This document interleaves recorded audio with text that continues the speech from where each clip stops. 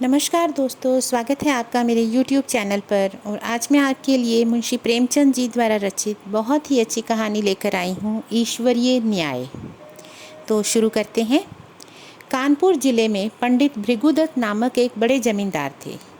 मुंशी सत्यनारायण उनके कारिंदा थे।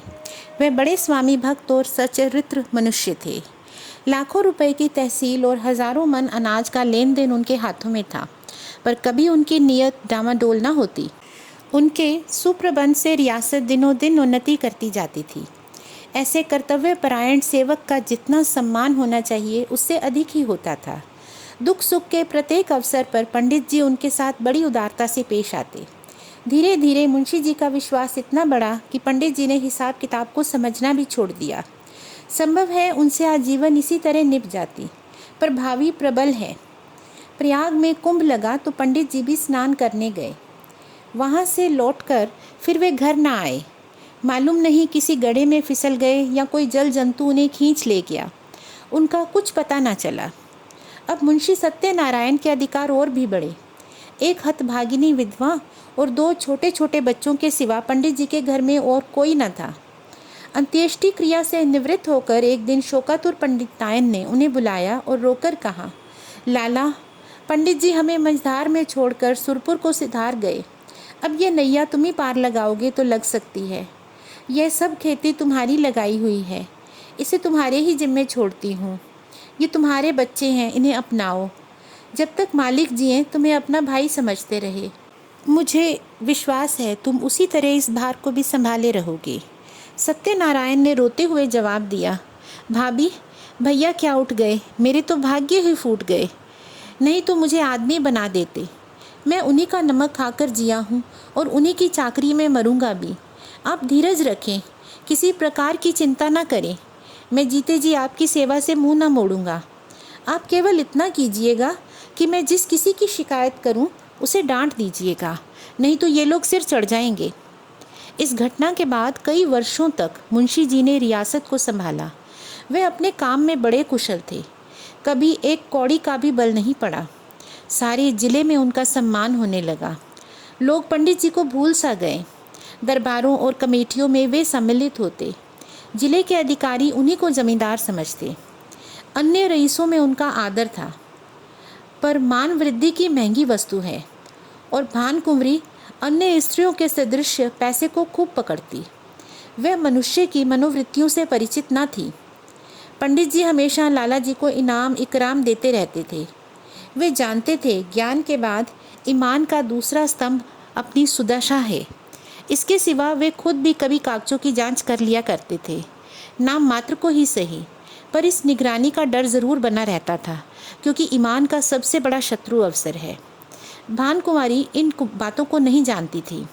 अतः अवसर और धनाभाव जैसे प्रबल शत्रुओं के पंजे में पड़कर मुंशी जी का इनाम कैसे बेदाग बचता। कानपुर शहर से मिला हुआ ठीक गंगा के किनारे एक बहुत आज़ाद और उपजाऊ गांव था। पंडित जी इस गांव को लेकर नदी किनारे पक्का घाट, मंदिर, बाग, मकान आदि बनवाना चाहते थे, पर उनकी यह कामना सफल ना हो सकी। संयोग से अब यह गांव बिकने लगा। उनके जमींदार एक ठाकुर साहब थे। किसी फौजदारी के मामले में फंसे हुए थे। मुकदमा लड़ने के लिए रुपए की चाह थी। मुंशी जी ने कचहरी में ये समाचार सुना। चटपट मोल तोल हुआ। दोनों तरफ गरज थी। सौदा पटने में देर न लगी। बेनामा लिखा गया, रजिस्ट्री हुई। रुपए मौजूद न थे, पर शहर में साख थी। एक महाजन के यहाँ से 30,000 रुपये मंगवाए गए और ठाकुर साहब को नज़र किए गए। हाँ, कामकाज की आसानी के ख्याल से यह सब लिखा पढ़ी मुंशी जी ने अपने ही नाम की, क्योंकि मालिक के लड़के अभी नाबालिग थे। उनके नाम से लेने में बहुत झंझट होती और विलम्ब होने से शिकार हाथ से निकल जाता। मुंशी जी बेनामा लिए असीम आनंद में मगन भान कुंवरी के पास गए, पर्दा कराया और यह शुभ समाचार सुनाया। भान कुंवरी ने सजल नेत्रों से उनको धन्यवाद दिया। पंडित जी के नाम पर मंदिर और घाट बनवाने का इरादा पक्का हो गया। मुंशी जी दूसरे ही दिन उस गांव में आए। असामी नजराने लेकर नए स्वामी के स्वागत को हाजिर हुए। शहर के रईसों की दावत हुई। लोगों ने नावों पर बैठकर गंगा की खूब सैर की। मंदिर आदि बनवाने के लिए आबादी से हटकर रमणीक स्थान चुना गया। यद्यपि इस गांव को अपने नाम लेते समय मुंशी जी के मन में कपट का भाव न था, तथापि 2-4 दिन में ही उनका अंकुर जम गया और धीरे धीरे बढ़ने लगा। मुंशी जी इस गांव के आय व्यय का हिसाब अलग रखते और अपने स्वामिनी को उसका ब्यौरा देने की ज़रूरत ना समझते। भानकुंवरी इन बातों में दखल देना उचित ना समझती थी, पर दूसरे कारिंदों से बातें सुन सुनकर उसे शंका होती थी कि कहीं मुंशी जी दगा तो न देंगे। अपने मन के भाव मुंशी से छिपाती थी, इस ख्याल से कि कहीं कारिंदों ने उन्हें हानि पहुंचाने के लिए यह षड्यंत्र ना रचा हो। इस तरह कई साल गुजर गए। अब इस कपट के अंकुर ने वृक्ष का रूप धारण किया। भानकुंवरी को मुंशी जी के उस मार्ग के लक्षण दिखाई देने लगे। उधर मुंशी जी के मन ने कानून से नीति पर विजय पाई। उन्होंने अपने मन में फैसला किया कि गांव मेरा है। हाँ, मैं भानकुंवरी का 30,000 का ऋणी अवश्य हूँ। वे बहुत करेंगी तो अपने रुपए ले लेंगी, और क्या कर सकती हैं। मगर दोनों तरफ यह आग अंदर ही अंदर सुलगती रही। मुंशी जी शस्त्र सज्जित होकर आक्रमण के इंतज़ार में थे और भानकुंवरी इसके लिए अवसर ढूंढ रही थी। एक दिन उसने साहस करके मुंशी जी को अंदर बुलाया और कहा, लाला जी, बरगदा के मंदिर का काम कब से लगवाइएगा? उसे लिए 8 साल हो गए। अब काम लग जाए तो अच्छा हो। जिंदगी का कौन ठिकाना है, जो काम करना है उसे कर ही डालना चाहिए। इस ढंग से इस विषय को उठाकर भानकुंवरी ने अपनी चतुराई का अच्छा परिचय दिया। मुंशी जी भी दिल में इसके कायल हो गए। जरा सोचकर बोले, इरादा तो मेरा कई बार हुआ, पर मौके की ज़मीन नहीं मिलती। गंगा तट की ज़मीन असामियों की जोत में है और वे किसी तरह छोड़ने को राज़ी नहीं। भानकुंवरी बोली, यह बात तो आज मुझे मालूम हुई। 8 साल हुए इस गांव के विषय में आपने कभी भूलकर भी चर्चा नहीं की। मालूम नहीं कितनी तहसील है, क्या मुनाफा है, कैसा गांव है, कुछ सीर होती है या नहीं। जो कुछ करते हैं आप ही करते हैं और करेंगे, पर मुझे भी तो मालूम होना चाहिए। मुंशी जी संभल उठे। उन्हें मालूम हो गया कि इस चतुर स्त्री से बाजी ले जाना मुश्किल है। गांव लेना ही है तो अब क्या डर। खुलकर बोले, आपको इससे कोई सरोकार न था, इसलिए मैंने व्यर्थ कष्ट देना मुनासिब न समझा। भानकुंवरी के हृदय में कुठार सा लगा। पर्दे से निकल आई और मुंशी जी की तरफ तेज आंखों से देखकर बोली, आप क्या कहते हैं? आपने गांव मेरे लिए लिया था या अपने लिए? रुपए मैंने दिए या आपने? उस पर जो खर्च पड़ा वह मेरा था या आपका? मेरी समझ में नहीं आता, आप कैसी बातें करते हैं। मुंशी जी ने सावधानी से जवाब दिया, यह तो आप जानती हैं कि गांव हमारे नाम से बसा हुआ है। रुपया ज़रूर आपका लगा है, पर मैं उसका देनदार हूँ। रही तहसील वसूल का खर्च, यह सब मैंने अपने पास से दिया है। उसका हिसाब किताब, आय व्यय सब रखता गया हूँ। भानकुंवरी ने क्रोध से कांपते हुए कहा, इस कपट का फल आपको अवश्य मिलेगा। आप निर्दयता से मेरे बच्चों का गला नहीं काट सकते। मुझे नहीं मालूम था कि आपने हृदय में छुरी छिपा रखी है, नहीं तो यह नौबत ही ना आती। खैर, अब से मेरी रोकड़ और बही खाता आप कुछ न छुएं। मेरा जो कुछ होगा ले लूँगी। जाइए, एकांत में बैठकर सोचिए। पाप से किसी का भला नहीं होता। तुम समझते होगे कि बालक अनाथ हैं, इनकी संपत्ति हजम कर लूँगा। इस भूल में न रहना, मैं तुम्हारे घर की ईंट तक बिकवा दूँगी। यह कहकर भानकुंवरी फिर पर्दे की आड़ में जा बैठी और रोने लगी। स्त्रियां क्रोध के बाद किसी न किसी बहाने रोया करती हैं। लाला साहब को कोई जवाब न सूझा। यहाँ से उठ आए और दफ्तर जाकर कागज़ उलट पलट करने लगे, पर भानकुंवरी भी उनके पीछे पीछे दफ्तर में पहुँची और डांट कर बोली, मेरा कोई कागज़ मत छूना, नहीं तो बुरा होगा। तुम विषैले सांप हो, मैं तुम्हारा मुँह नहीं देखना चाहती। मुंशी जी कागज़ों में कुछ काट छाट करना चाहते थे, पर विवश हो गए। खजाने की कुंजी निकाल कर फेंक दी, वही खाते पटक दिए, किवाड़ धड़ाके से बंद किए और हवा की तरह सन से निकल गए। कपट में हाथ तो डाला, पर कपट मंत्र ना जाना। दूसरे कारिंदों ने जब यह कैफियत सुनी तो फूले ना समाए। मुंशी जी के सामने उनकी दाल न गलने पाती थी। भानकुंवरी के पास आकर वे आग पर तेल छिड़कने लगे। सब लोग इस विषय में सहमत थे कि मुंशी सत्यनारायण ने विश्वासघात किया है। मालिक का नमक उनकी हड्डियों से फूट फूट कर निकलेगा। दोनों ओर से मुकदमेबाजी की तैयारियां होने लगी। एक तरफ न्याय का शरीर था और दूसरी तरफ न्याय की आत्मा। प्रकृति का पुरुष से लड़ने का साहस हुआ। भानकुंवरी ने लाला छक्कन लाल से पूछा, हमारा वकील कौन है? छक्कन लाल ने इधर उधर झांक कर कहा, वकील तो सेठ जी हैं, पर सत्यनारायण ने उन्हें पहले गांठ रखा होगा। इस मुकदमे के लिए बड़े होशियार वकील की ज़रूरत है। मेहरा बाबू की आजकल खूब चल रही है। हाकिम की कलम पकड़ लेते हैं, बोलते हैं तो जैसे मोटर कार छूट जाती है सरकार। और क्या कहें, कई आदमियों को फांसी से उतार लिया है। उनके सामने कोई वकील जबान नहीं खोल सकता। सरकार कहें तो वही कर लिए जाए। छक्कन लाल की अत्युक्ति से संदेह पैदा किया। भानकुँवरी ने कहा, नहीं, पहले सेठ जी से पूछ लिया जाए, उसके बाद देखा जाएगा। आप जाइए, उन्हें बुला लाइए।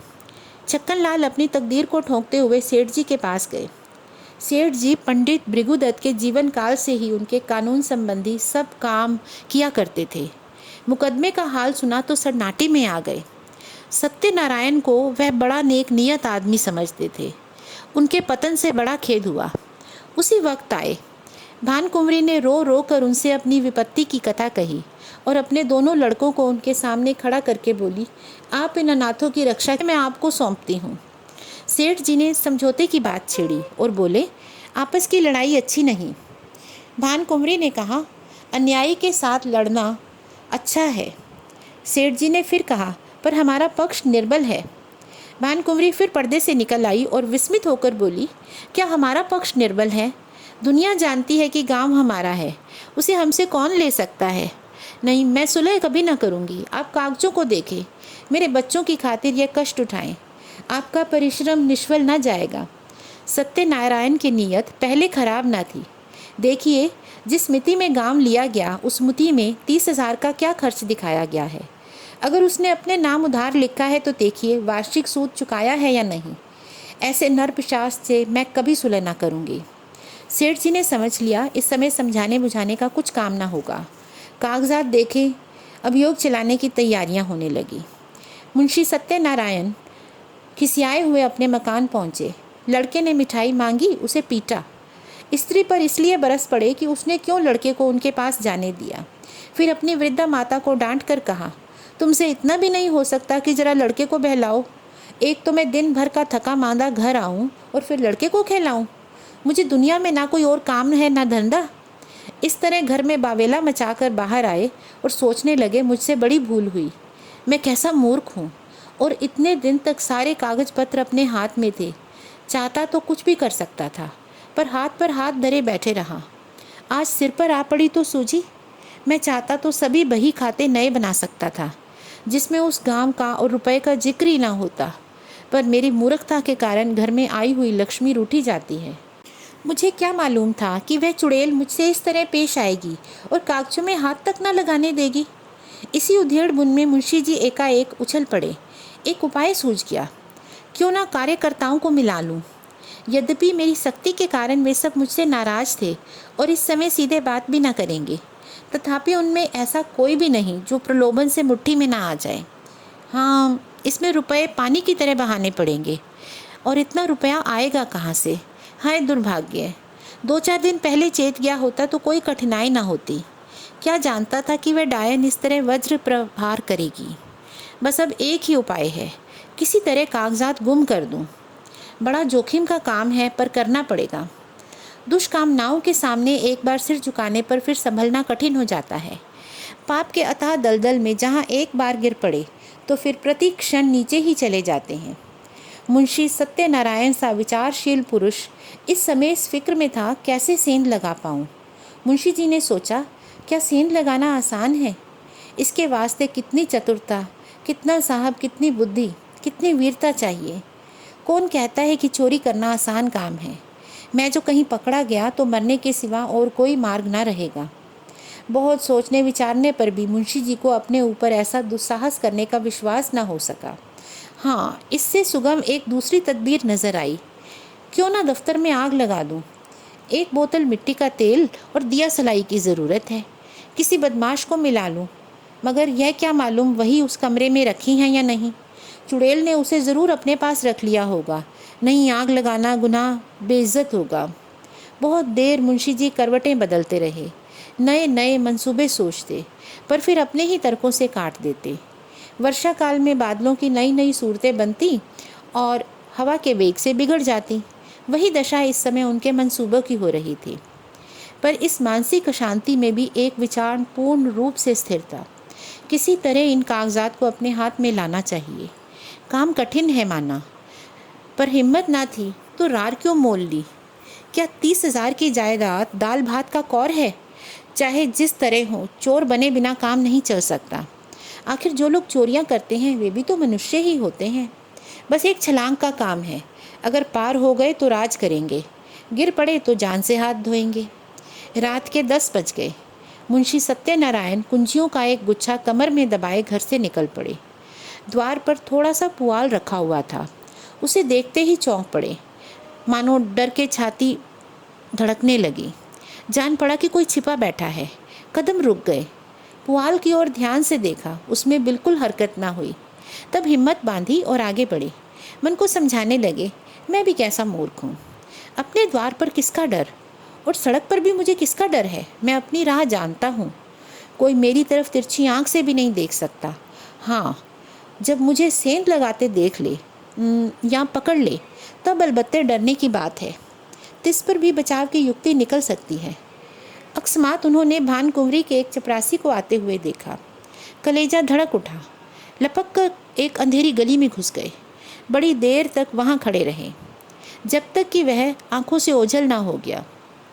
तब वह फिर सड़क पर आए। वह चपरासी आज सुबह तक उनका गुलाम था।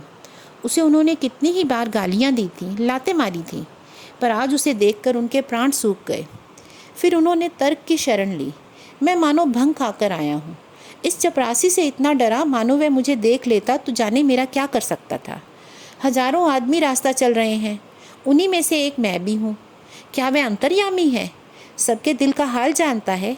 मुझे देखकर वह अदब से सलाम करता और वहाँ का कुछ हाल भी कहता, पर मैं तो उससे ऐसा डरा कि सूरत तक न दिखाई। इस तरह अपने मन को समझाकर वे आगे बढ़े। सच है, पाप के पंजों में फंसा हुआ मन पतझड़ का पत्ता है जो हवा के जरा सी झोंके से गिर पड़ता है। मुंशी जी बाजार पहुँचे। अधिकतर दुकानें बंद हो चुकी थी। उनमें सांड और गायें बैठी हुई जुगाली कर रही थीं। केवल हलवाइयों की दुकानें खुली थीं और कहीं कहीं गजरे वाले हार की हाँक लगाए फिरते थे।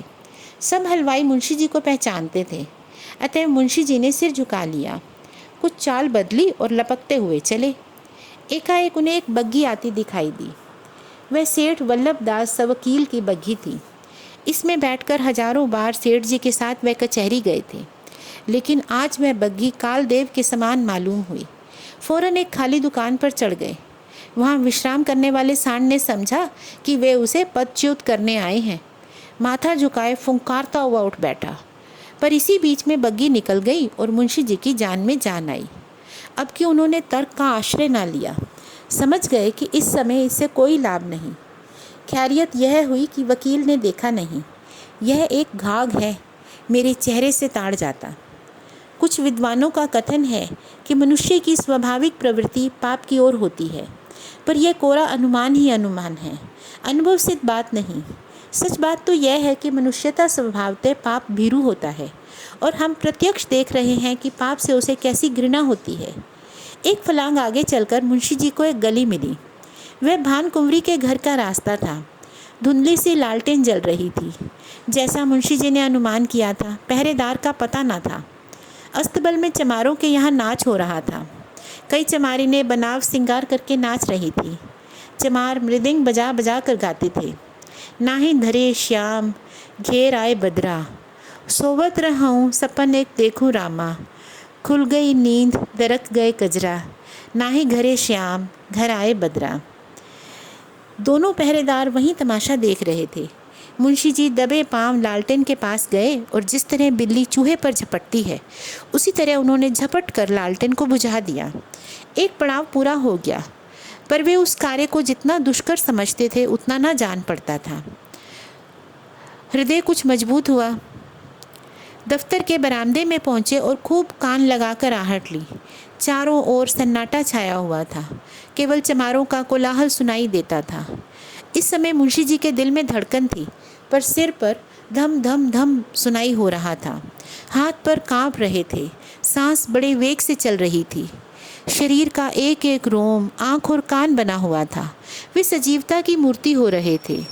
उनमें जितना पौरुष, जितनी चपलता, जितना साहस, जितनी बुद्धि, चेतना, सब कुछ था। वे सब इस वक्त सजग और सचेत होकर इच्छा शक्ति की सहायता कर रहे थे।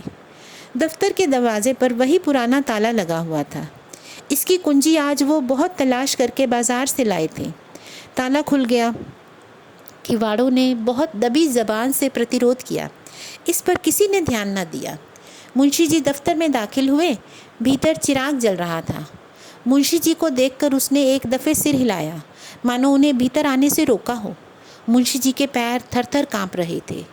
एड़ियाँ ज़मीन से उछली पड़ती जान पड़ती थीं। पाप का बोझ उनके लिए असह्य था। पल भर के लिए मुंशी जी ने बहियों को उल्टा पलटा।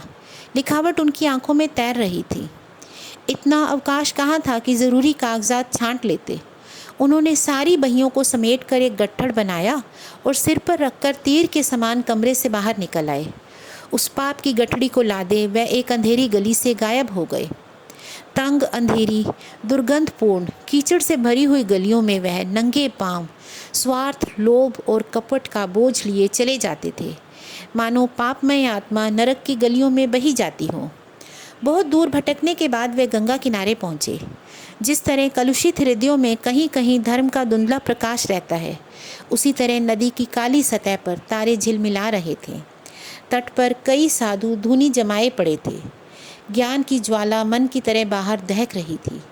मुंशी जी ने अपना गट्ठड़ उतारा, चादर से खूब मजबूत बांधकर बलपूर्वक नदी में फेंक दिया। सोती हुई लहरों में कुछ हलचल हुई और फिर सन्नाटा हो गया। मुंशी सत्यनारायण के घर पर 2 स्त्रियां थीं, माता और पत्नी। वे दोनों अशिक्षिता थीं। तिस पर भी मुंशी जी को गंगा में डूब मरने या कहीं भाग जाने की ज़रूरत न होती थी। ना वे बॉडी पहनती थी, ना मोजे जूते, ना हारमोनियम पर गा सकती थी। यहाँ तक कि उन्हें साबुन लगाना भी ना आता था। हेयर पिन, ब्रूचेज, जॉकेट आदि परमावश्यक चीज़ों का तो नाम ही ना सुना था। बहू में आत्मसम्मान जरा भी ना था, ना ही सास में आत्म गौरव का जोश था। बहू अब तक सास की गुड़कियाँ भीगी बिल्ली की तरह सह लेती थी। हाँ, मूर्खा। सास को बच्चे के नहलाने धुलाने, यहाँ तक कि घर में झाड़ू देने से भी घृणा ना थी। ज्ञानांधे। बहू स्त्री क्या थी, मिट्टी का लौंदा थी। एक पैसे की ज़रूरत होती तो सास से मांगती। सारांश यह है कि दोनों स्त्रियां अपने अधिकारों से बेखबर अंधकार में पड़ी हुई पशुवत जीवन व्यतीत करती थीं। ऐसी फूहड़ थी कि रोटियां भी अपने हाथों से बना लेती थीं। कंजूसी के मारे दाल, मोट, समोसे कभी बाजार से ना मंगवाती। आगरे वाले की दुकान की चीज़ें खाई होती तो उनका मज़ा जानती। बुढ़िया खूसट तो दवा दर्पण भी जानती थी। बैठी बैठी घास पात कूटा करती। मुंशी जी ने माँ के पास जाकर कहा, अम्मा अब क्या होगा? भान कुंवरी ने मुझे जवाब दे दिया। माता ने घबरा कर पूछा, जवाब दे दिया? मुंशी बोला, हाँ, बिल्कुल बेकसूर। माता बोली, क्या बात हुई? भान कुंवरी का मिजाज तो ऐसा ना था। मुंशी बोला, बात कुछ न थी। मैंने अपने नाम से जो गांव लिया था उसे मैंने अपने अधिकार में कर लिया। कर मुझसे और उनसे साफ साफ बातें हुई। मैंने कह दिया कि गांव मेरा है, मैंने अपने नाम से लिया है, उसमें तुम्हारा कोई इजारा नहीं। बस बिगड़ गई और जो मुंह में आया बकती रही। उसी वक्त मुझे निकाल दिया और धमका कर कहा, मैं तुमसे लड़कर अपना गांव ले लूँगी। अब आज ही उनकी तरफ से मेरे ऊपर मुकदमा दायर होगा। मगर इससे क्या होता है? गांव मेरा है, उस पर मेरा कब्जा है। एक नहीं 1000 मुकदमे चलाए, डुबदी मेरी ही होगी। माता ने बहू की तरफ मर्मांतक दृष्टि से देखा और बोली, क्यों भैया, वह गांव लिया तो था तुमने उन्हीं के रुपए से और उन्हीं के वास्ते? मुंशी बोला, लिया था तब लिया था। अब मुझसे ऐसा आबाद और मालदार गांव नहीं छोड़ा जाता। वह मेरा कुछ नहीं कर सकती, मुझसे अपना रुपया भी नहीं ले सकती। 150 गांव तो है, तब भी हवस नहीं मानती। माँ बोली, बेटा, किसी के धन ज़्यादा होता है तो वह उसे फेंक थोड़े ही देता है। तुमने अपनी नीयत बिगाड़ी, ये अच्छा काम नहीं किया। दुनिया तुम्हें क्या कहेगी? और दुनिया चाहे कहे या ना कहे, तुमको भला ऐसा करना चाहिए कि जिसकी गोद में इतने दिन पले, जिसका इतने दिनों तक नमक खाया, अब उसी से दगा करोगे? नारायण ने तुम्हें क्या नहीं दिया? मज़े से खाते हो, पहनते हो। घर में नारायण का दिया 4 पैसा है, बाल बच्चे हैं, और क्या चाहिए? मेरा कहना मानो। इस कलंक का टीका अपने माथे पे मत लगाओ। ये अपजस ना लो। बरकत अपनी कमाई में होती है, हराम की कौड़ी कभी नहीं फूलती।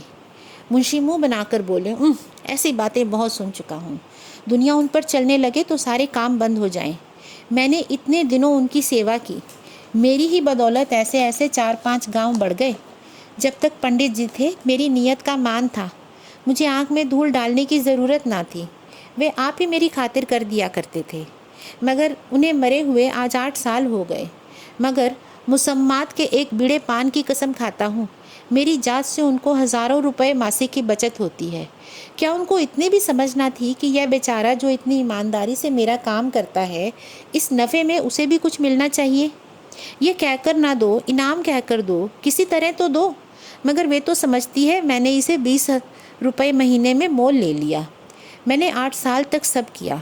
अब क्या इसी 20 रुपये में गुलामी करता रहूं और अपने बच्चों को दूसरों के मुंह ताकने के लिए छोड़ दूं?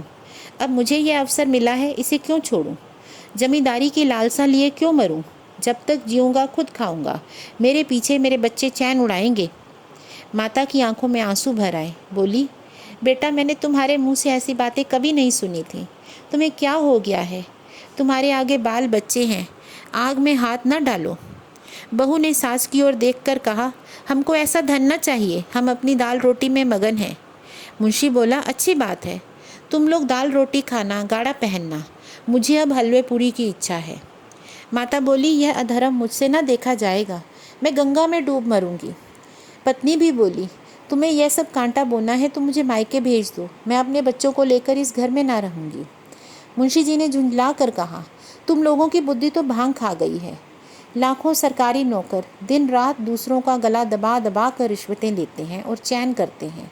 ना उनके बाल बच्चों को ही कुछ होता है, ना उन्हीं को हैजा पकड़ता है। अधर्म उनको क्यों नहीं खा जाता जो मुझी को खा जाएगा? मैंने तो सत्यवादियों को सदा दुख झेलते ही देखा है। मैंने जो कुछ किया है सुख लूँगा, तुम्हारे मन में आए जो करो। प्रातःकाल दफ्तर खुला तो सब कागजात गायब थे। मुंशी छक्कन लाल बौखलाए से घर में गए और मालकिन से पूछा, कागजात आपने उठवा लिए हैं? भान कुंवरी ने कहा, मुझे क्या खबर, जहाँ आपने रखे होंगे वहीं होंगे। सारे घर में खलबली पड़ गई, पहरेदारों पर मार पड़ने लगी। भान कुंवरी को तुरंत मुंशी सत्यनारायण पर संदेह हुआ, मगर उनकी समझ में छक्कन लाल की सहायता के बिना यह काम होना असंभव था। पुलिस में रपट हुई, एक ओझा नाम निकालने के लिए बुलाया गया। मौलवी साहब ने कुर्रा फेंका। ओझा ने बताया, यह किसी पुराने बैरी का काम है। मौलवी साहब ने फरमाया, किसी घर के भेदिये ने यह हरकत की है। शाम तक यह दौड़ धूप रही। फिर यह सलाह होने लगी कि इन कागजातों के बगैर मुकदमा कैसे चले। पक्ष तो पहले से ही निर्बल था, जो कुछ बल था वह इसी बही खाते का था। अब सबूत भी हाथ से गए, दावे में कुछ जान ही न रही। मगर भानकुंवरी ने कहा, बला से हार जाएंगे, हमारी चीज़ कोई छीन ले तो हमारा धर्म है कि उससे यथाशक्ति लड़ें। हार कर बैठना कायरों का काम है। सेठ जी को इस दुर्घटना का समाचार मिला तो उन्होंने भी यही कहा, अब दावे में जरा भी जान नहीं है, केवल अनुमान और तर्क का भरोसा है। अदालत ने माना तो माना, नहीं तो हार माननी पड़ेगी। पर भानकुंवरी ने एक ना मानी। लखनऊ और इलाहाबाद से 2 होशियार बैरिस्टर बुलाए गए। मुकदमा शुरू हो गया। सारे शहर में इस मुकदमे की धूम थी। कितने ही रईसों को भानकुंवरी ने साथी बनाया था। मुकदमा शुरू होने के समय हज़ारों आदमियों की भीड़ हो जाती थी। लोगों के इस खिंचाव का मुख्य कारण यह था कि भानकुंवरी एक पर्दे की आड़ में बैठी हुई अदालत की कार्यवाही देखा करती थी, क्योंकि उसे अब अपने नौकरों पर जरा भी विश्वास न था। वादी बैरिस्टर ने बड़ी ही मार्मिक वक्तृता दी। उसने सत्यनारायण की पूर्वावस्था का खूब अच्छा चरित्र खींचा। उसने दिखलाया कि कैसे स्वामी भक्त, कैसे कार्यकुशल, कैसे कर्मशील थे और स्वर्गवासी पंडित भृगुदत्त का उन पर पूर्ण विश्वास था। इसके बाद उसने सिद्ध किया कि मुंशी सत्यनारायण की आर्थिक व्यवस्था कभी ऐसी ना थी कि वे इतना धन संचय करते। अंत में उसने मुंशी जी की स्वार्थपरता, कूटनीति, निर्दयता और विश्वासघातकता का ऐसा घृणात्पादक चित्र खींचा कि लोग मुंशी जी को गालियां देने लगे। इसके साथ ही उसने पंडित जी के अनाथ बच्चों की दशा का ऐसा करुण वर्णन किया। कैसे शोक और लज्जा की बात है, ऐसा चरित्रवान, ऐसा नीति कुशल मनुष्य इतना गिर जाए कि अपने स्वामी के अनाथ बालकों की गर्दन पर छुरी चलाने में संकोच न करे। मानव पतन का ऐसा करुण, ऐसा हृदय विदारक उदाहरण मिलना कठिन है। इस कुटिल कार्य के परिणाम की दृष्टि से इस मनुष्य के पूर्व परिचित सद्गुणों का गौरव लुप्त हो जाता है, क्योंकि वो असली मोती नहीं, नकली कांच के दाने थे जो केवल विश्वास जमाने के लिए दर्शाए गए थे। वह एक सुंदर जाल था जो एक सरल हृदय और छल छृंद से दूर रहने वाले रईस को फंसाने के लिए फैलाया गया था। इस नर पशु का अंतःकरण कितना अंधकारमय, कितना कपटपूर्ण, कितना कठोर है, और इसकी दुष्टता कितनी घोर, कितनी अपावन है। अपने शत्रु के साथ दया करना एक बार क्षम्य है, मगर उस मलिन हृदय मनुष्य ने उन बेकसों के साथ दगा किया है जिन पर मानव स्वभाव के अनुसार दया करना उचित है। यदि आज हमारे पास वही खाते मौजूद होते, अदालत पर सत्यनारायण की सत्यता स्पष्ट रूप से प्रकट हो जाती, पर मुंशी जी के बर्खास्त होते ही दफ्तर से उनका लुप्त हो जाना भी अदालत के लिए एक बड़ा सबूत है। शहर में कई रईसों ने गवाही दी, पर सुनी सुनाई बातें जिरह में उखड़ गईं। दूसरे दिन फिर मुकदमा पेश हुआ। प्रतिवादी के वकील ने अपनी वक्तृता शुरू की। उसमें गंभीर विचारों की अपेक्षा हास्य का आधिक्य था। यह एक विलक्षण न्याय सिद्धांत है कि किसी धनाढ्य मनुष्य का नौकर जो कुछ खरीदे वह उसकी स्वामी की चीज़ समझी जाए। इस सिद्धांत के अनुसार हमारी गवर्नमेंट को अपने कर्मचारियों की सारी संपत्ति पर कब्जा कर लेना चाहिए। यह स्वीकार करने में हमको कोई आपत्ति नहीं। हम इतने रुपयों का प्रबंध ना कर सकते थे, और यह धन हमने स्वामी से ही ऋण लिया, पर हमसे ऋण चुकाने का कोई तकाजा न करके यह जायदाद ही मांगी जाती है। यदि हिसाब के कागजात दिखलाए जाएं तो वे साफ बता देंगे कि मैं ये सारा ऋण दे चुका हूँ। हमारे मित्र ने कहा कि ऐसी अवस्था में भइयों का गुम हो जाना भी अदालत के लिए एक सबूत होना चाहिए। मैं भी उनकी युक्ति का समर्थन करता हूँ। यदि मैं आपसे ऋण लेकर अपना विवाह करूँ तो क्या आप मुझसे मेरी नवविवाहित वधू को छीन लेंगे? हमारे सुयोग मित्र ने हमारे ऊपर अनाथों के साथ दगा करने का दोष लगाया है। अगर मुंशी सत्यनारायण जी की नीयत खराब होती तो उनके लिए सबसे अच्छा अवसर वह था जब पंडित भृगुदत्त का स्वर्गवास हुआ था। इतने विलंब की क्या ज़रूरत थी? यदि आप शेर को फंसाकर उसके बच्चे को उसी वक्त नहीं पकड़ लेते, उसे बढ़ने और सबल होने का अवसर देते हैं, तो मैं आपको बुद्धिमान न कहूँगा। यथार्थ बात यह है कि मुंशी सत्यनारायण जी ने नमक का जो कुछ हक था वह पूरा किया। 8 वर्ष तक तन मन से स्वामी की संतान की सेवा की। आज उन्हें अपनी साधुता का जो फल मिल रहा है वह बहुत ही दुखजनक और हृदय विदारक है। इसमें भान कुंवरी का दोष नहीं। वे एक गुण संपन्न महिला हैं, मगर अपनी जाति के अवगुण उनमें भी विद्यमान हैं। ईमानदार मनुष्य स्पष्टतः स्पष्टभाषी होता है। उसे अपनी बातों में नमक मिर्च लगाने की ज़रूरत नहीं होती।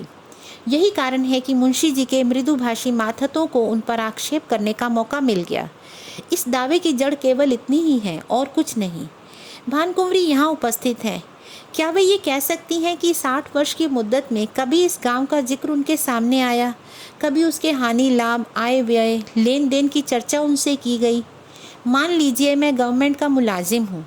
यदि मैं आज दफ्तर में आकर अपनी पत्नी के आय व्यय, अपने टहलुओं के टैक्सों का पचड़ा गाने लगूं, तो शायद मुझे शीघ्र ही अपने पद से पृथक होना पड़े और संभव है कुछ दिनों तक बरेली की अतिथिशाला में भी रखा जाऊं। जिस गांव से भानकुंवरी का सरोकार न था, उसकी चर्चा उनसे क्यों की जाती? इसके बाद बहुत से गवाह पेश हुए, जिनमें अधिकांशतः आसपास के गांवों के जमींदार थे। उन्होंने बयान दिया कि हमने मुंशी सत्यनारायण आसामियों को अपनी दस्तखती रसीदें अपने नाम से खजाने में रुपया दाखिल करते देखा है। इतने में संध्या हो गई। अदालत ने 1 सप्ताह में फैसला सुनाने का हुक्म दिया। सत्यनारायण को अब अपनी जीत में कोई संदेह न था। वादी पक्ष के गवाह भी उखड़ गए थे और बहस भी सबूत से खाली थी। अब इनकी गिनती भी जमींदारों में होगी और संभव है ये कुछ दिनों में रईस कहलाने लगे। पर किसी न किसी कारण से अब शहर के गण्यमान्य पुरुषों से आंखें मिलाते शर्माते थे। उन्हें देखते ही उनका सिर नीचा हो जाता था। वे मन में डरते थे कि ये लोग कहीं इस विषय में कुछ पूछताछ न कर बैठें। वह बाजार से निकलते तो दुकानदारों में कानाफूसी होने लगती। लोग उन्हें तिरछी दृष्टि से देखने लगते। अब तक लोग उन्हें विवेकशील और सच्चरित्र मनुष्य समझते थे। शहर के धनी मानी उन्हें इज्जत की निगाह से देखते और उनका बड़ा आदर करते थे। यद्यपि मुंशी जी को अब तक इनसे टेढ़ी तिरछी सुनने का संयोग न पड़ा था, तथापि उनका मन कहता था कि सच्ची बात किसी से छिपी नहीं है। चाहे अदालत में उनकी जीत हो जाए, पर उनकी साख अब जाती रही। अब लोग उन्हें स्वार्थी, कपटी और दगाबाज समझेंगे। दूसरों की बात तो अलग रही, स्वयं उनके घरवाले उनकी उपेक्षा करते थे। बूढ़ी माता ने 3 दिन से मुंह में पानी नहीं डाला था। स्त्री बार बार हाथ जोड़कर कहती थी, अपने बालकों पर दया करो, बुरे काम का फल कभी अच्छा नहीं होता, नहीं तो पहले मुझी को फिश खिला दो। जिस दिन फैसला सुनाया जाना था, प्रातःकाल एक कुंजईन तरकारियां लेकर आई और मुंशियाइन से बोली, बहू जी, हमने बाजार में एक बात सुनी है, बुरा ना मानो तो कहूँ, जिसको देखो उसके मुंह से यही बात निकलती है कि लाला बाबू ने जालसाजी से पंडितायन का कोई हल्का ले लिया। हमें तो इस पर यकीन नहीं आता। लाला बाबू से ना संभाला होता तो अब तक पंडितायन का कहीं पता ना लगता, एक अंगुल ज़मीन ना बचती। इन्हीं में एक सरदार था कि सबको संभाल लिया। अब क्या उन्हीं के साथ वह बदी करेंगे? अरे बहू, कोई कुछ साथ लाया है जो ले जाएगा? यही नेकी बदी यहाँ रह जाती है। बुरे का फल बुरा होता है। आदमी ना देखे पर अल्लाह सब कुछ देखता है। बहू जी पर तो मानो घड़ों पानी पड़ गया। जी चाहता था कि धरती फट जाती और वह उसमें समा जाती। स्त्रियां स्वभावतः लज्जावती होती हैं। उनमें आत्म अभिमान की मात्रा अधिक होती है। निंदा अपमान उनसे सहन नहीं हो सकता। सिर झुकाए हुए बोली, बुआ, मैं इन बातों को क्या जानूं? मैंने तो आज तुम्हारे ही मुंह से सुनी है। कौन सी तरकारियां हैं? मुंशी सत्यनारायण जी अपने कमरे में लेटे हुए कुंजईन की बातें सुन रहे थे। उनके जाने के बाद स्त्री से पूछने लगे, यह शैतान की खाला क्या कह रही थी? स्त्री ने पति की ओर से मुंह फेर लिया और ज़मीन की ओर ताकते हुई बोली, क्या तुमने नहीं सुना? तुम्हारा गुणगान कर रही थी। तुम्हारे पीछे देखो, किस किस के मुंह से ये बातें सुननी पड़ती हैं और किस किस से मुंह छिपाना पड़ता है। पंडित जी अपने कमरे में लौट आए। स्त्री को कुछ उत्तर नहीं दिया। आत्मा लज्जा से परास्त हो गई। जो मनुष्य सदैव सर्व सम्मानित रहा हो, जो सदा आत्म अभिमान से सिर उठाकर चलता रहा हो, जिसकी सुकृति की सारे शहर में चर्चा होती हो, वह कभी सर्वथा लज्जा शून्य नहीं हो सकता। लज्जा कुपथ की सबसे बड़ी शत्रु है। कुवासनाओं के भ्रम में पड़कर मुंशी जी ने समझा था, मैं इस काम को इतनी गुप्त रीति से पूरा करके ले जाऊंगा कि किसी को कानों कान खबर ना होगी, पर उनका यह मनोरथ सिद्ध ना हुआ। बाधाएं आ खड़ी हुई। उनको हटाने में उन्हें बड़े दुस्साहस से काम लेना पड़ा, पर यह भी उन्होंने लज्जा से बचने के निमित्त से किया था, ताकि कोई यह ना कह सके कि अपनी स्वामिनी को उन्होंने धोखा दिया। इतना यत्न करने पर भी निंदा से ना बच सके। बाजार का सौदा बेचने वालियां भी अब अपमान करती हैं। कुवासनाओं से दबी हुई लज्जा शक्ति इस कड़ी चोट को सहन न कर सकी। मुंशी जी सोचने लगे, अब मुझे धन संपत्ति मिल जाएगी, ऐश्वर्यवान हो जाऊंगा, परंतु निंदा से मेरा पीछा ना छूटेगा। अदालत का फैसला मुझे लोक निंदा से ना बचा सकेगा। ऐश्वर्य का फल क्या है? मान और मर्यादा। उससे हाथ धो बैठा तो ऐश्वर्य का क्या करूँगा? चित्त की शक्ति खोकर, लोक लज्जा सहकर, जन समुदाय में नीच बनकर और अपने ही घर में कले का बीज बोकर यह संपत्ति मेरे किस काम आएगी? और यदि वास्तव में कोई न्याय शक्ति हो और वह मुझे इस कुकृत्य का दंड दे, तो मेरे लिए सिवा मुख में कालिख लगाकर निकलने के और कोई मार्ग न रहेगा। सत्यवादी मनुष्य पर कोई विपत्ता पड़ती है तो लोग उसके साथ सहानुभूति करते हैं। दुष्टों की विपत्ति लोगों के लिए व्यंग्य की सामग्री बन जाती है। इस अवस्था में ईश्वर अन्यायी ठहराया जाता है, मगर दुष्टों की विपत्ति ईश्वर के न्याय को सिद्ध करती है। परमात्मा, इस दुर्दशा से किसी तरह मेरा उद्धार करो। क्यों ना जाकर मैं भान कुंवरी के पैरों पर गिर पड़ूं और विनय करूं कि यह मुकदमा उठा लो। शोक, पहले यह बात मुझे क्यों ना सूझी? अगर कल तक मैं उनके पास चला गया होता तो बात बन जाती, पर अब क्या हो सकता है? आज तो फैसला सुनाया जाएगा। मुंशी जी देर तक इसी विचार में पड़े रहे, पर कुछ निश्चय ना कर सके। भान कुंवरी को भी उधर विश्वास हो गया कि अब गांव हाथ से गया। बेचारी हाथ मल कर रह गई। रात भर उसे नींद ना आई। रह रह कर मुंशी सत्यनारायण पर क्रोध आता था। हाय पापी, ढोल बजाकर मेरा 50,000 का माल लिए जाता है और मैं कुछ नहीं कर सकती। आजकल के न्याय करने वाले बिल्कुल आंखों के अंधे हैं। जिस बात को सारी दुनिया जानती है उसमें भी उनकी दृष्टि नहीं पहुंचती, बस दूसरों की आंखों से देखते हैं। कोरे कागजों के गुलाम हैं। न्याय वह है जो दूध का दूध और पानी का पानी कर दे, यह नहीं कि खुद ही कागजों के धोखे में आ जाए, खुद ही पाखंडियों के जाल में फंस जाए। इससे तो ऐसी छली कपटी दगाबाज दुरात्माओं का साहस बढ़ जाता है। खैर, गांव जाता है तो जाए, लेकिन सत्यनारायण, तुम शहर में कहीं मुंह दिखाने के लायक भी न रहोगे। इस ख्याल से भानकुंवरी को कुछ शांति हुई। शत्रु की हानि मनुष्य को अपने लाभ से भी अधिक प्रिय होती है। मानव स्वभाव ही कुछ ऐसा है। तुम हमारा एक गांव ले गए, नारायण चाहेंगे तो तुम भी सुख से ना रह पाओगे। तुम आप नरक की आग में जलोगे। तुम्हारे घर में कोई दिया जलाने वाला न रह जाएगा। आखिर फैसले का दिन आ गया। आज इजलास में बड़ी भीड़ थी। ऐसे ऐसे महानुभाव उपस्थित थे जो बगुलों की तरह अफसरों की बधाई और विदाई के अवसरों में ही नजर आते हैं। वकीलों और मुख्तारों की पलटन भी जमा थी। नियत समय पर जज साहब ने इजलास शोभित किया। विस्तृत न्याय भवन में सन्नाटा छा गया। अहलमद ने संदूक से तजवीज़ निकाली। लोग उत्सुक होकर एक एक कदम और आगे खिसक गए। जज ने फैसला सुनाया। मुद्दई का दावा खारिज। दोनों पक्ष अपना अपना खर्च सह लें। यद्यपि फैसला लोगों के अनुमान के अनुसार ही था, तथापि जज के मुंह से उसे सुनकर लोगों में हलचल सी मच गई। उदासीन भाव से फैसले पर आलोचनाएं करते हुए लोग धीरे धीरे कमरे से निकलने लगे। एकाएक भानकुंवरी घूंघट निकाले इजलास पर आकर खड़ी हो गई। जाने वाले लौट पड़े। जो बाहर निकल गए थे दौड़कर आ गए और कौतूहल पूर्वक भानकुंवरी की तरफ ताकने लगे। भानकुंवरी ने कंपित स्वर में जज से कहा, सरकार यदि हुक्म दें तो मैं मुंशी जी से कुछ पूछूं। यद्यपि यह बात नियम के विरुद्ध थी, तथापि जज ने दयापूर्वक आज्ञा दे दी। तब भानकुंवरी ने सत्यनारायण की तरफ देखकर कहा, लाला जी, सरकार ने तुम्हारी डिग्री तो कर ही दी है। गांव तुम्हें मुबारक रहे, मगर ईमान आदमी का सब कुछ है। ईमान से कह दो गांव किसका है। हजारों आदमी यह प्रश्न सुनकर कौतूहल से सत्यनारायण की तरफ देखने लगे। मुंशी जी विचार सागर में डूब गए। हृदय में संकल्प और विकल्प में घोर संग्राम होने लगा। हजारों मनुष्यों की आंखें उनकी तरफ जमी थी। यथार्थ बात अब किसी से छुपी न थी। इतने आदमियों के सामने असत्य बात मुंह से ना निकल सकी। लज्जा ने जबान बंद कर ली। मेरा कहने से काम बनता था, कोई बात न थी, किंतु घोरतम पाप का दंड समाज दे सकता है, उसके मिलने का पूरा भय था। आपका कहने से काम बिगड़ता था। जीती जिताई बाजी हाथ से निकली जाती थी। सर्वोत्तम काम के लिए समाज से जो इनाम मिल सकता था उसके मिलने की पूरी आशा थी। आशा ने भय को जीत लिया। उन्हें ऐसा प्रतीत हुआ जैसे ईश्वर ने मुझे अपना मुख उज्ज्वल करने का यह अंतिम अवसर दिया है। मैं अब भी मानव सम्मान का पात्र बन सकता हूँ। मैं अपनी आत्मा की रक्षा कर सकता हूँ। उन्होंने आगे बढ़कर भानकुंवरी को प्रणाम किया और कांपते हुए स्वर में बोला, आपका। हजारों मनुष्यों के मुंह से एक गगन स्पर्शी ध्वनि निकली, सत्य की जय हो। जज ने खड़े होकर कहा, यह कानून का न्याय नहीं, ईश्वरीय न्याय है। इसे कथा न समझिएगा, ये सच्ची घटना है।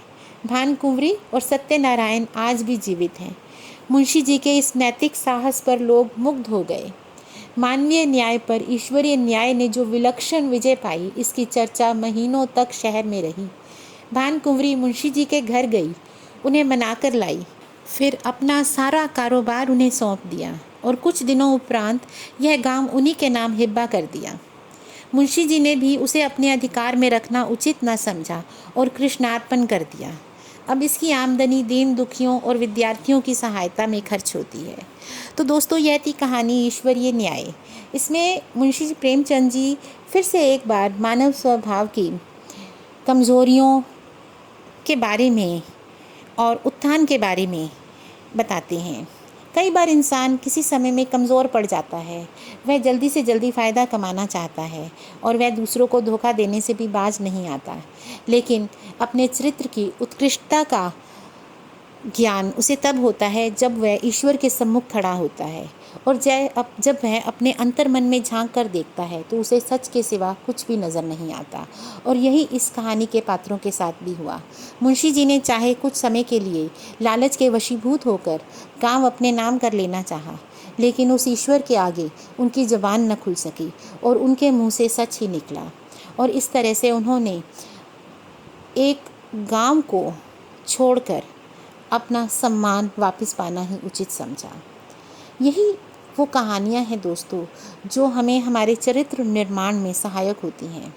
आज कहाँ है इस तरह की कहानियाँ जिसमें हमें अच्छाई और बुराई के बारे में इतने साधारण तरीके से समझाया जाता है कि हमारा मन खुद ही अच्छाई की तरफ, चरित्र की तरफ, नैतिकता की तरफ मुड़ता जाता है और हम भी सत्य और नैतिकता की राह पर चलने को प्रेरित होते हैं। इसी तरह की और कई कहानियों को सुनने के लिए आप मेरे चैनल को लाइक करें, शेयर करें और सब्सक्राइब करें। Thank you.